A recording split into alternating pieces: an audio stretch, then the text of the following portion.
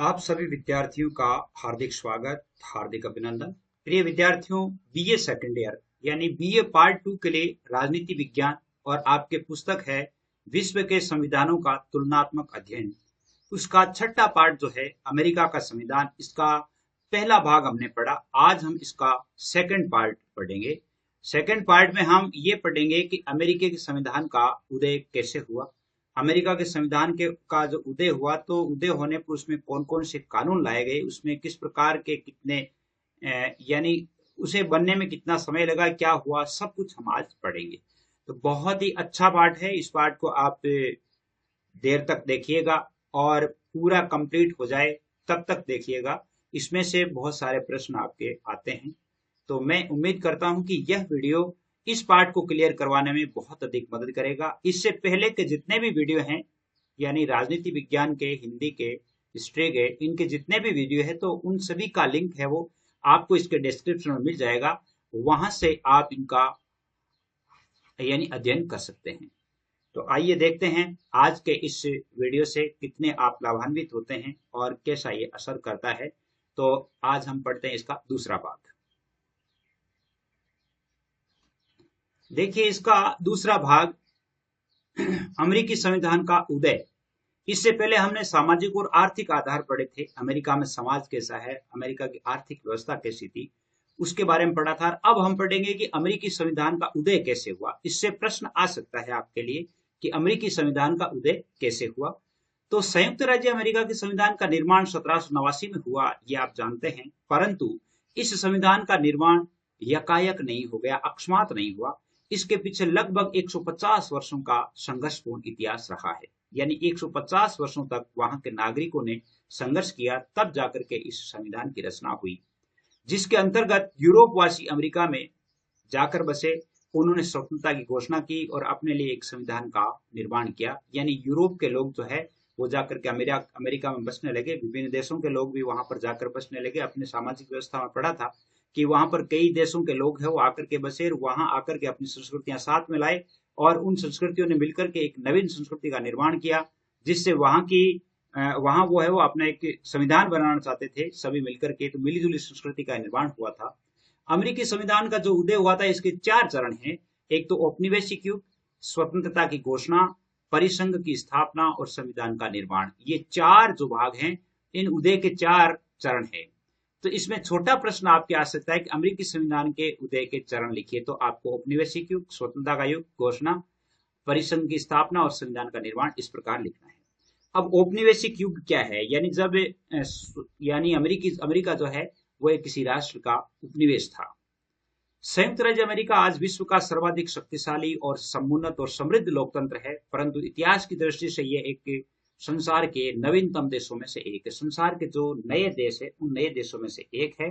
1492 ईस्वी में स्पेन के निवासी कोलंबस ने पश्चिमी हिंदू द्वीपों की खोज की और इस तरह उसने यूरोप के लिए एक द्वार खोल दिए। यानी कोलंबस ने 1492 ईस्वी में इसी देश की खोज भी की थी और उसने क्या किया था, पश्चिमी द्वीपों की खोज की थी।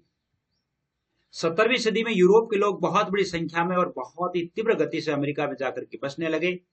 यूरोप से अमेरिका गए ये व्यक्ति अपने साथ सामाजिक और सांस्कृतिक जीवन परंपराएं भी ले गए। यानी एक व्यक्ति या संस्कृति जो है वो वहां जाती है तो वो अपनी संस्कृति और परंपराएं साथ में ले जाते हैं। इसी प्रकार वहां पर एक जगह से नहीं, 2-3 जगह से नहीं, यानी बहुत सारी जगहों से लोग जाकर के बसने लगे और उन सभी की संस्कृतियां वो अपने साथ लाए थे।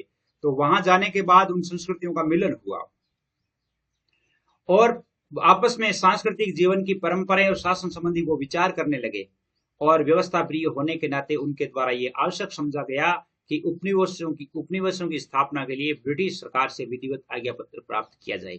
यानी वहां पर वो एक ब्रिटेन का उपनिवेश था अमेरिका। तो उन्होंने कहा कि उपनिवेशों की स्थापना के लिए एक ब्रिटिश सरकार से आज्ञा पत्र प्राप्त किया जाए। अतः ब्रिटिश सम्राट से प्राप्त आज्ञा पत्र के अनुसार 1775 ईस्वी तक अमेरिका में अलग अलग 13 उपनिवेशों की स्थापना हो गई। 1775 ईस्वी तक कितने उपनिवेश थे? वहां पर 13 उपनिवेश थे, यानी 13 अलग अलग सेक्टर थे। इन उपनिवेशों की शासन व्यवस्था एवं अन्य मामलों का संचालन ब्रिटिश सरकार द्वारा किया जाता। हालांकि ये 13 उपनिवेश थे, अपने आप में आंतरिक रूप से स्वतंत्र भी थे, लेकिन इन पर शासन व्यवस्था का काम है वो कौन करता था? अमेरिका नहीं करके ब्रिटेन करता था। तो औपनिवेशिक युग हो गया। अब इसके बाद वो औपनिवेशिक युग स्वतंत्रता की ओर कैसे जाता है? देखिए, अमेरिका में बसे हुए ये व्यक्ति मूलतः यूरोपियन और इनमें से अधिकतर अंग्रेज थे, किंतु समय बीतने के साथ साथ इन उपनिवेशों की एक अपनी संस्कृति और राष्ट्रीयता का विकास होने लगा। अपने इस मातृ देश के प्रति भावनात्मक लगाव कम होने लगा और वे स्वशासन की दिशा में सोचने लगे, क्योंकि यहाँ पर आए हुए लोग क्या है कि जब वहां पर जाकर के बस गए तो उन्होंने उसी को अपना देश मान लिया, और अपना देश मान करके और उन्होंने अपने लिए एक शासन व्यवस्था या अपने लिए कुछ इस प्रकार के नियम या इस प्रकार की सुविधाएं चाहने लगे वो सरकार से, और वो भावनात्मक रूप से अपने देश से कट करके इस देश के प्रति लागू हो गए। 1760 के आसपास ब्रिटेन की आर्थिक स्थिति शोचनीय थी। इंग्लैंड ने अपनी आर्थिक स्थिति को सुदृढ़ करने के लिए अमेरिकन उपनिवेशों पर अनेक कर लगाने शुरू कर दी। 1760 तक ब्रिटेन की जो आर्थिक स्थिति थी शोचनीय थी, और इंग्लैंड ने क्या किया? अपनी आर्थिक स्थिति को सुदृढ़ करने के लिए जो अमेरिका में जो उपनिवेश बने हुए थे, 1775 तक कितने उपनिवेश बने थे? 13 उपनिवेश बने थे, और ये उपनिवेश बने थे तो इन उपनिवेशों पर अनेक प्रकार के कर लगाना शुरू कर दिया और कठोर व्यापारिक कानून पारित कर दिए। कठोर व्यापारिक कानून पारित कर दिए। कानून भी इस प्रकार के पारित किए जिनसे इंग्लैंड को लाभ होना था, और अमेरिकन उपनिवेशों ने इन कानूनों का विरोध किया। जब इस प्रकार के कानून आए थे, वो लोग जैसे मान लो अलग अलग देशों से वहां कर जाकर बसे थे, तो इसका मतलब वो लोग कुशल थे, यानी वो लोग बहुत समझदार थे। तो उन लोगों ने उसका विरोध करना शुरू किया और नए अनुचित कर देने से स्पष्ट इनकार कर दिया। नो टैक्सेशन विदाउट रिप्रेजेंटेशन, यानी प्रतिनिधित्व के बिना कोई कर नहीं, कि हमारा प्रतिनिधित्व होना चाहिए सरकार में, तब हम कर देंगे, और इसकी उन्होंने घोषणा कर दी। इंग्लैंड ने कठोरता के साथ अमेरिकी जनता की आवाज को दबाने का निश्चय किया, लेकिन इंग्लैंड ने जितना और जितनी कठोरता से या कठोरता प्रदर्शित की, उतनी सीमा तक ये 13 उपनिवेश एक दूसरे के निकट आते गए और उनमें सामान्य अमेरिकी राष्ट्रीयता का विकास स्पष्ट हो गया। यानी क्या किया? जैसे मान लो ये जब इन्होंने अपनी मांग की, तो मांग करने पर वहां के जो अमेरिकी ये जो ब्रिटिश सरकार है, ब्रिटिश सरकार ने क्या किया? उनको दबाने का, उनके विचारों को कुचलने का प्रयास किया, लेकिन जितना उन्होंने कुचलना चाहा उतना ही ये लोग एक दूसरे के निकट आते गए। और हुआ ये कि इसी समय 16 दिसंबर 1773 ईस्वी को मैसाचुसेट्स के बोस्टन नगर में नगरवासियों ने चाय से भरे हुए 3 जहाजों को नष्ट कर दिया। अब चाय टी पार्टी की जो घटना है, यानी टी पार्टी इवेंट है, वो कब हुई थी? 16 दिसंबर 1773 ईस्वी को। और क्या हुआ था? यानी वहां पर मैसाचुसेट्स जो बोस्टन नगर है, वहां पर वहां के नगरवासियों ने चाय से भरे हुए ट्रक है वो जहाजों को नष्ट कर दिया, समुद्र में डाल दिया। और ब्रिटिश शासन ने विद्रोहियों का दमन करने के लिए अनेक कानून बनाए। अब क्या है कि इस प्रकार के कानून बनाए, पर इनका असर उल्टा ही हुआ, और उपनिवेशों की स्थिति शोचनीय स्थिति पर विचार के लिए उपनिवेशों के प्रतिनिधियों की 5 सितंबर 1774 ईस्वी में फिलाडेल्फिया में एक बैठक हुई। 5 सितंबर 1774 में उनकी पहली बैठक हुई, और उन्होंने कहा, उन्होंने अपनी उपनिवेशों के बारे में सोचना प्रारंभ किया। 1774 ईस्वी में वो इकट्ठे हुए, और ये सभा महाद्वीप की प्रथम कांग्रेस कहलाती है। उस महाद्वीप की प्रथम कांग्रेस, यदि प्रश्न आ जाता है कि अमेरिका की प्रथम जो कांग्रेस है वो कब हुई थी या प्रथम बैठक कब हुई थी, वो थी 5 सितंबर 1774 को फिलाडेल्फिया में।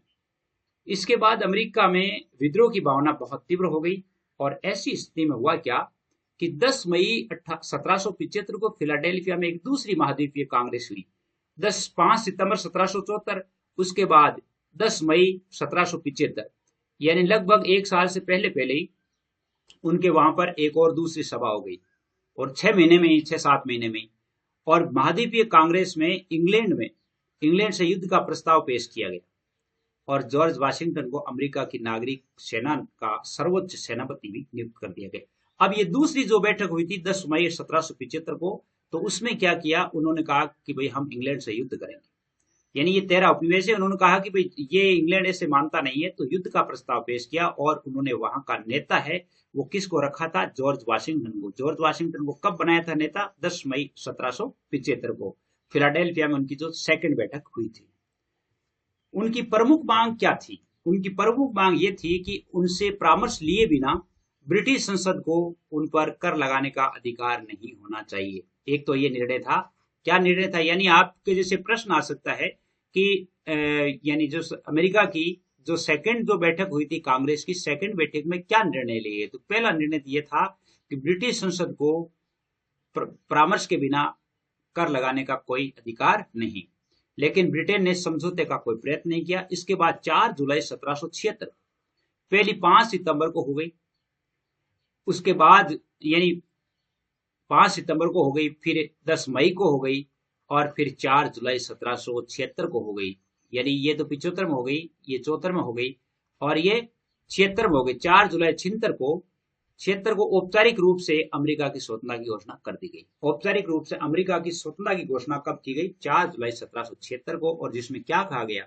उनमें यह कहा गया कि हम इन सत्यों को स्वयं सिद्ध मानते हैं कि सभी मनुष्य समान उत्पन्न हुए हैं और उनके सृष्टा ने इन्हें कुछ ऐसे अधिकार दिए हैं जो उनसे छीने नहीं जा सकते। यानी कुछ ऐसे प्राकृतिक अधिकार हैं, कुछ ऐसी प्राकृतिक स्वतंत्रताएं हैं, उन स्वतंत्रताओं को कोई भी नहीं छीन सकता।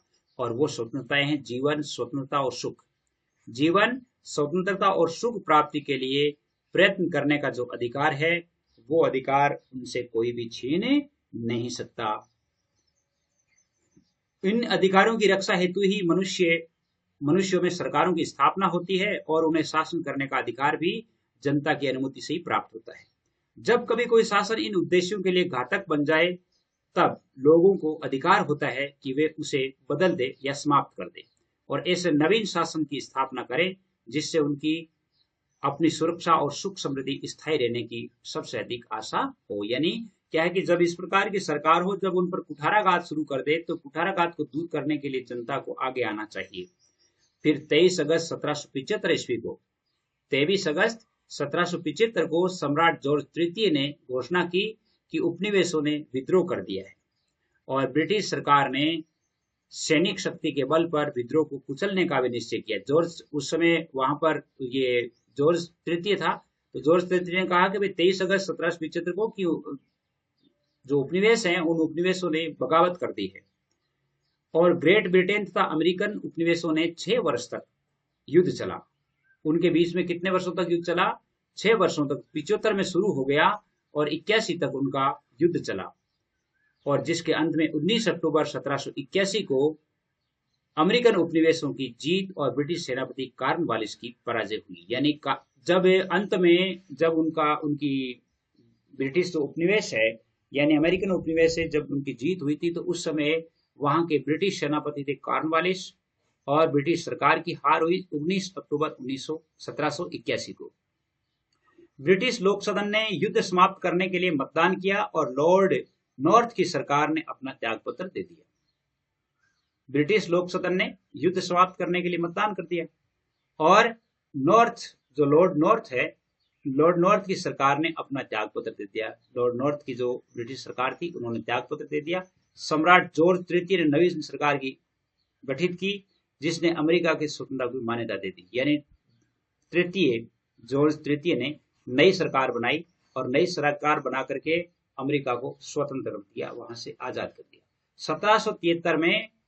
1773 में ब्रिटेन और अमेरिका के बीच संधि संपन्न हो गई। 1773 में ब्रिटेन और अमेरिका के बीच संधि संपन्न हो गई जिससे अमेरिका है वो स्वतंत्र हो गया। अब अमेरिका में यानी उन लोगों का शासन नहीं था। अब चौथा युग आता है परिसंघ की स्थापना, यानी औपनिवेशिक युग आ गया, स्वतंत्रता की ओर आगे, है ना। फिर संविधान निर्माण, परिसंघ। अब है परिसंघ। 4 जुलाई 1776 को स्वतंत्रता की घोषणा करने के साथ ही अमेरिकी उपनिवेशों ने संगठित होने और एक इकाई के रूप में कार्य करने की आवश्यकता अनुभव की। अब क्या हुआ कि 4 जुलाई 1776 को जब अमेरिका के स्वतंत्रता की घोषणा हो गई, तो सारे के सारे जितने भी जो उपनिवेश थे वो उपनिवेश एक इकट्ठे हो गए और उन्होंने कहा कि भाई हमें एकजुट होकर के काम करना है और हमारे लिए एक अच्छा संविधान बनना चाहिए, अच्छी शासन व्यवस्था होनी चाहिए। अगर आपको मेरी ये जो पढ़ाई, मेरा जो चैनल अगर समझ में आ रहा है तो आप जरूर मुझे सब्सक्राइब करें और अपने दोस्तों को भी शेयर करें। और महाद्वीपीय कांग्रेस के द्वारा पर्याप्त वाद विवाद के बाद 17 नवंबर 1777 को परिसंघ की स्थापना का प्रस्ताव पास किया। 17 नवंबर 1717 को परिसंघ की स्थापना का प्रस्ताव ले लिया कि परिसंघ बनाया जाए और इस प्रस्ताव के आधार पर मार्च 1781 में परिसंघ की स्थापना होगी। तो परिसंघ की स्थापना कब हो गई? मार्च 1781 में। और प्रारंभ से ही परिसंघ बहुत अधिक निर्बल था, उसके पास शक्ति नहीं थी और परिसंघ के स्थान पर नवीन संविधान के निर्माण की आवश्यकता अनुभव की जा रही थी। उन्होंने परिसंघ बनाया, लेकिन परिसंघ में यानी उसमें इतना दम नहीं था, वो एक निर्बल सिद्ध हुआ और निर्बल सिद्ध होने से उन्होंने कहा कि भाई हमारे लिए तो एक नया संविधान ही बनाया जाए। तो फिर संविधान निर्माण की बात चली। पांचवा जो चरण है वो संविधान निर्माण की बात चलती है। परिसंघ के आधार पर इंग्लैंड के विरुद्ध युद्ध जीत लिया गया, किंतु प्रारंभ से ही परिसंघ की व्यवस्था और उसके विधान में त्रुटियां थी। इसलिए विधान पर दोबारा विचार करने के लिए 25 मई 1787 को फिलाडेल्फिया में एक सभा आयोजित हुई। 25 मई 1787 को 25 मई 1787 को एक सभा आयोजित हुई और इस सभा में 13 राज्यों के प्रतिनिधियों ने भाग लिया।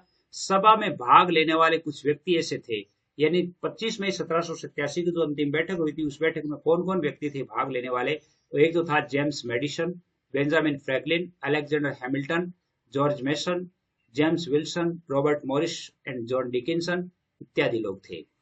जॉर्ज वॉशिंगटन ने इस सभा की अध्यक्षता की। यानी ये जो सभा हुई थी 87 में, इस सभा की अध्यक्षता किसने की? जॉर्ज वॉशिंगटन ने की थी। और प्रारंभ में इस सभा में दो वर्ग थे।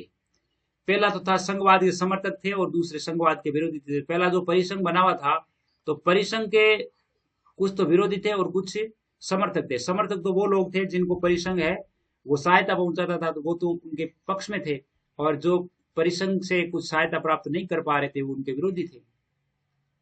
और अंत में संघवादी पक्ष की विजय हुई और परिसंघ के स्थान पर एक नवीन संघ राज्य की स्थापना प्रारूप तैयार किया जाने लगा। और सम्मेलन के अंत में 10 दिन की बहस के बाद महान समझौता संपन्न हुआ। एक यानी महान समझौता हुआ, यानी ग्रेट अलाइनमेंट हुआ, संपन्न हुआ। इस समझौते के अनुसार केंद्र में व्यवस्थापिका के 2 सदनों की व्यवस्था की गई और यह निश्चित किया गया। अब ये जो समझौता हुआ, तो इस समझौते के तहत ये हुआ कि भाई केंद्र में 2 सदन होंगे, निम्न सदन और सीनेट। एक तो यानी हाउस ऑफ लॉर्ड्स और हाउस ऑफ यानी जो कॉमन है। पहला निम्न सदन जो प्रतिनिधि सभा कहलाती है और जनसंख्या के आधार पर राज्यों के प्रतिनिधि चुने जाएंगे। निम्न सदन यानी जिसको अपने लिए हम लोकसभा कह सकते हैं। तो इस प्रकार ये जो निम्न सदन है, निम्न सदन में जनसंख्या के आधार पर लोग चुन करके जाएंगे। दूसरा सदन था सीनेट, और सीनेट में छोटे बड़े सभी राज्यों को समान प्रतिनिधित्व प्राप्त होगा। सम्मेलन के सदस्य मॉन्टेस्क्यू के शक्ति विभाजन के सिद्धांत से बहुत अधिक प्रभावित थे। सम्मेलन के जो सदस्य थे वो मॉन्टेस्क्यू का सिद्धांत है, शक्ति विभाजन का सिद्धांत, उससे ज्यादा प्रभावित थे। इसलिए इंग्लैंड की शासन व्यवस्था से नितांत भिन्न एक अध्यक्षात्मक शासन व्यवस्था को अपनाया गया। वहां इंग्लैंड में जैसे संसदीय शासन व्यवस्था है, तो यहाँ पर अध्यक्षात्मक शासन व्यवस्था अपनाई गई। और अंत में 26 जुलाई 1787 को संविधान के प्रमुख सिद्धांतों पर सहमति हो गई और 26 प्रस्तावों के रूप में भावी संविधान को स्वीकार कर लिया गया। प्रस्ताव कितने थे? 26, और 26 जुलाई 1787 को लोगों ने अंगीकार कर लिया। और इस सम्मेलन में स्वीकृत प्रस्तावों को विधान रूप देने के लिए 8 सितंबर 1787 को मिस्टर मॉरिस की अध्यक्षता में एक समिति बैठेगी। 8 सितंबर 1787 को मिस्टर मॉरिस जो है उनकी अध्यक्षता में एक समिति बनी और जिसने 15 सितंबर तक संविधान का प्रारूप तैयार कर दिया। यानी 15 सितंबर 1787 को उन्होंने संविधान का एक मसौदा तैयार करके दे दिया। अब क्या है? संविधान का अनुसमर्थन। भाई संविधान बन गया, तो संविधान बनने के बाद अनुसमर्थन में क्या हुआ? फिलाडेल्फिया सम्मेलन एक संप्रभु संविधान सभा नहीं थी। इसके निर्णय तभी तक प्रभावी होते जब तक 1/3 राज्यों या 13 में से 9 राज्यों के एक द्वारा उन्हें स्वीकार किया जाता। 13 उपनिवेश थे, उनमें से 9 एक तरफ हो जाते तो वो निर्णय पारित हो जाता। लेकिन विधान को स्वीकार करने में राज्यों ने उत्साह का परिचय नहीं दिया। कैसे नहीं दिया? पहली बात है कि संघवाद के समर्थक और केंद्र को अधिक शक्तिशाली बनाने के समर्थक लोगों ने इसका सहयोग नहीं दिया। दूसरा, संघवाद के विरोधी अर्थात केंद्र और शक्तिशाली बनाने के विरोधी। तो इसमें 2 तरह की पार्टियां थी। संघवाद के विरोधियों द्वारा इस आधार पर भी विधान का विरोध किया गया कि संविधान में अधिकार पत्र की व्यवस्था नहीं है। संविधान में अधिकार पत्र की व्यवस्था नहीं है, व्यक्ति के अधिकार सुरक्षित नहीं है, इसलिए हम इसको नहीं अपनाते। और अंत में संघवादियों ने अधिकार पत्र की व्यवस्था को स्वीकार किया और उन्होंने आश्वासन दिया कि नवीन सरकार की स्थापना के तुरंत बाद अधिकार पत्र की व्यवस्था कर दी जाएगी। अब क्या है कि जैसे एक तो संघवाद के थे और एक संघवाद के विरोधी थे, तो संघवाद वाले क्या चाहते थे? संघवाद वाले चाहते थे कि हर एक वहां पर एक अधिकार पत्र हो। संघ के विरोधी है वो। और संघवाद वाले ने कई देर तो मना किया कुछ समय तक तो, लेकिन फिर क्या है कि उन्होंने मान ली उनकी बातों को और कहा कि भाई नई सरकार बनेगी तो उसके तुरंत बाद है वो यानी अधिकार पत्र की व्यवस्था कर दी जाएगी। और संघवाद के विरोधी द्वारा स्वीकार कर लिया गया। यह निश्चित किया गया कि संविधान के अनुसार निर्वाचन होकर नई सरकार 4 मार्च 1789 से कार्य प्रारंभ कर देगी। तो पहली सरकार का काम करने का जो समय था वो कौन सा था? 4 मार्च 1789। इस प्रकार विश्व के प्रथम निर्मित और लिखित संविधान का उदय हुआ। विश्व का प्रथम निर्मित और लिखित संविधान 4 मार्च 1789 को अमेरिका का संविधान हुआ। तो इसका मतलब प्रथम लिखित और निर्मित संविधान है वो कौन सा माना जा सकता है? अमेरिकन संविधान। और अमेरिका की वर्तमान शासन व्यवस्था का संचालन 1787 में निर्मित और 1789 से लागू इस संविधान के आधार पर ही किया जा रहा है। अब तक इसमें 27 संशोधन हुए हैं। कितने हुए हैं? 27 संशोधन हुए हैं। अपने भारत का संविधान यानी 1950 में लागू हुआ और आज इतने समय में लगभग यानी 70 सालों में, पिछले जो 70-72 साल है इसमें लगभग यानी 100 से अबव कितने 125 से अबव जो है यानी ये संशोधन हो गए हैं। अमेरिका का संविधान बना था तो इसके स्रोत क्या क्या थे?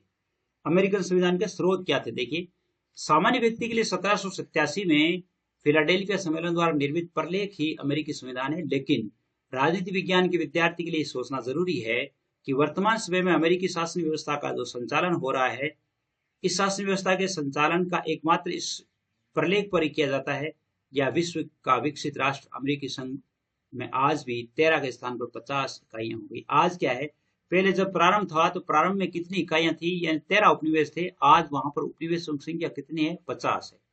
तो ये स्रोत कहां से आए? पहला स्रोत फिलाडेल्फिया सम्मेलन द्वारा निर्मित संविधान। फिलाडेल्फिया के अंदर जो संविधान बना था 1787 में, उसका बहुत अधिक विकास हो गया है, लेकिन संविधान का मूल ढांचा अब भी वही है। 1787 में फिलाडेल्फिया सम्मेलन तैयार किया गया था। दूसरा इसका स्रोत है संवैधानिक संशोधन। संवैधानिक संशोधन यानी अमेरिकी संविधान में हुए संवैधानिक संशोधनों ने भी संविधान के विकास में योग दिया है। और अमेरिकी संविधान में अब तक 27 संवैधानिक संशोधन हो चुके हैं, जिनमें से कुछ अधिक प्रमुख संशोधनों का उल्लेख किया जा सकता है। 27 संशोधन हुए अभी तक। कितने संशोधन हुए हैं?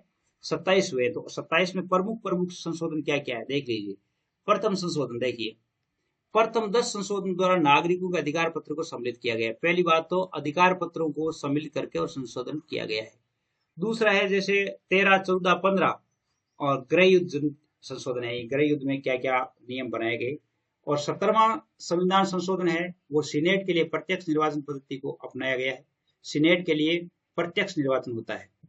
और 19वां संविधान संशोधन द्वारा स्त्रियों के विरुद्ध मताधिकार संबंधी भेदभाव का अंत कर दिया गया। और 19वां संविधान संशोधन है वहां की जो संसद है उसमें 19वां संविधान संशोधन है। तो 19वां संविधान संशोधन के अंतर्गत क्या किया है, यानी स्त्रियों को मताधिकार के विरुद्ध या मताधिकार देने का अधिकार दे दिया गया है। और 26वें संविधान संशोधन द्वारा मताधिकार की आयु 21 वर्ष से घटाकर 18 वर्ष कर दी है। अपने भी यहाँ पर पहले 21 वर्ष थी, लेकिन कुछ समय पहले जो संविधान संशोधन हुआ था उसके आधार पर इसका आयु है वो कितनी कर दी है? 18 वर्ष कर दी है। व्यवस्थापन या कांग्रेस का अधिनियम क्या देखिए। 1789 में लागू किए गए संविधान ने नवीन सरकार के मूल ढांचे मात्र की व्यवस्था की है। सरकार ने अनेक ऐसे अधिनियम पारित किए जिनके आधार पर सरकार के अनेक अंगों के गठन, कार्यों और कार्य पद्धति को निश्चित किया गया है। अब ये व्यवस्था का प्रतिपादन क्या है? संविधान में राष्ट्रपति की कैबिनेट संबंधी स्थिति, विभिन्न कार्यपालिका विभागों के गठन और काम, अधीनस्थ संघीय न्यायालयों के गठन और कार्य पद्धति को निश्चित करना, और बजट और विधि निर्माण की प्रक्रिया भी कांग्रेस ने निश्चित की। यानी बजट और विधि निर्माण की जो प्रक्रिया है वो उसको किसने निश्चित की थी? कांग्रेस ने ही निश्चित की थी। इसके अलावा है इसके कार्यपालिका द्वारा विकास। अमेरिकी संघ की कार्यपालिका का राष्ट्रपति पद ने भी संविधान के विकास में महत्वपूर्ण योगदान अदा किया है। Jackson, Lincoln, Theodore Roosevelt, Franklin Roosevelt, इनकी संविधान पर उतनी स्पष्ट छाप देखी जा सकती है जितनी संविधान के निर्माताओं में किसी की नहीं। यानी ये जो आदमी है इन्होंने संविधान निर्माण में बहुत अधिक योगदान दिया। और उन्होंने क्या क्या बनाया देखिए।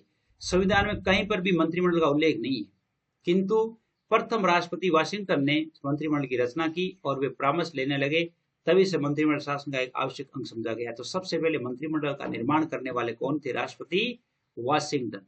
कौन थे? George Washington. इसके अलावा देखिए, संविधान ने युद्ध की घोषणा करने की शक्ति राष्ट्रपति को नहीं दी है, लेकिन वुड्रो विल्सन और फ्रैंकलिन डी रूजवेल्ट और जैसे राष्ट्रपतियों ने कांग्रेस से अधिकार प्राप्त किए बिना ही सेनाओं को युद्ध लड़ने और युद्ध की तैयारी के लिए भेज दिया। लेकिन ये कुछ राष्ट्रपति ऐसे हुए जिन्होंने अनुभव यानी जिन्होंने क्या है कि यानी अनुमति नहीं लेकर के भी उन्होंने ऐसा काम यानी युद्ध के लिए तैयार कर दिया। न्यायिक व्याख्याओं ने अमेरिकी संविधान के विकास में सर्वाधिक महत्वपूर्ण भूमिका अदा की है और कांग्रेस या राज्य को व्यवस्थापिका द्वारा पारित कानून या प्रशासनिक सत्ता के किसी कार्य को जब सर्वोच्च न्यायालय या अन्य किसी संघीय न्यायालय में इस आधार पर चुनौती दी जाती है कि यह संविधान के प्रतिकूल है, तो न्यायालय निर्णय देने के पूर्व संविधान से संबंधित प्रावधान की व्याख्या करता है। यानी जैसे मान लो अगर कोई भी न्यायालय निर्णय देता है तो उस न्यायालय को उसके विरुद्ध व्याख्यान देना होता है और अपनी प्रत्येक नवीन व्याख्या से परोक्ष रूप से संविधान को संशोधित कर दिया जाता है। सर्वोच्च न्यायालय ने संविधान को महत्वपूर्ण दिशाएं प्रदान करने का ये काम किया है और उम्मीद करता हूं ये पाठ आपको अच्छी तरह से समझ में आ रहा है। एक है निहित शक्तियों का सिद्धांत। जिसने किसी ने की संघीय कांग्रेस को इतना शक्तिशाली बनाया है, सर्वोच्च न्यायालय की देन है। किसकी? सर्वोच्च न्यायालय ने अपने लगभग 100 निर्णयों में वाणिज्य से संबंधित धारा की व्याख्या की और सर्वोच्च न्यायालय द्वारा की गई व्यवस्थाओं के परिणाम स्वरूप रेल, तार, डाक, टेलीफोन, हवाई यात्रा, जलीय यात्रा, एक से अधिक राज्यों में काम करने वाले सामान्य औद्योगिक प्रतिष्ठान भी कांग्रेस के विधायी क्षेत्राधिकार में आ गए हैं। इसके आगे सर्वोच्च न्यायालय ने अपनी व्याख्या के आधार पर ही संविदा की पवित्रता के सिद्धांत का प्रतिपादन किया है। न्यायिक निर्णय का संविधान में इतना अधिक महत्व है कि 20वीं सदी के प्रारंभ में ही मुख्य न्यायाधीश हुज ने कोलंबिया विश्वविद्यालय में भाषण देते हुए कहा था कि हम संविधान के अंतर्गत है, परंतु संविधान वैसा ही जैसा न्यायाधीश कहते हैं। यानी हम संविधान के अंतर्गत है। संविधान कौन सा है? संविधान जो न्यायाधीश कहते हैं। इसके बाद वहां की परंपराएं देखिए, परंपराओं की महत्वपूर्ण भूमिका है। राष्ट्रपति के चुनाव को व्यवहार में एक प्रत्यक्ष निर्वाचन है। राष्ट्रपति को न केवल प्रमुख कार्यपालिका वरन अपने राजनीतिक दल का सामाजिक राजनीतिक नेता माना जाता है। राष्ट्रपति को वहां का उस राजनीतिक दल का नेता माना जाता है। राष्ट्रपति और उपराष्ट्रपति ने केवल अलग अलग राज्यों से नहीं वरन देश के अलग अलग क्षेत्रों से यानी चुनाव या देशों से अलग अलग क्षेत्रों से अपना काम किया है। प्रतिनिधि सभा के सदस्य के लिए उस राज्य का निवासी होना और उस जिले का निवासी होना जरूरी है और जिससे वहां चुनाव लड़ रहा है, यानी जहां से वो चुनाव लड़ता है तो वहां का निवासी होना जरूरी है। सीनेट की शिष्टता परंपराओं का ही परिणाम। सीनेट की जो शिष्टता है ये परंपराओं का ही परिणाम है। उम्मीद करता हूँ ये वीडियो आपके पसंद आया होगा। पसंद आया है तो चैनल को सब्सक्राइब जरूर कीजिएगा और आप यदि व्हाट्सएप ग्रुप से जुड़ना चाहते हैं तो उसके लिए अपना एक वीडियो बना हुआ है व्हाट्सएप ग्रुप। उस वीडियो में जाएं और वहां उनका लिंक दिया हुआ है और उस लिंक के माध्यम से आप स्वतः ही ऐड हो सकते हैं, किसी को ऐड करने की जरूरत नहीं है। उम्मीद करता हूँ ये पाठ आपके समझ में आ गया है और आगे भी इसी प्रकार के वीडियो लेकर आएंगे। जय हिंद, जय भारत।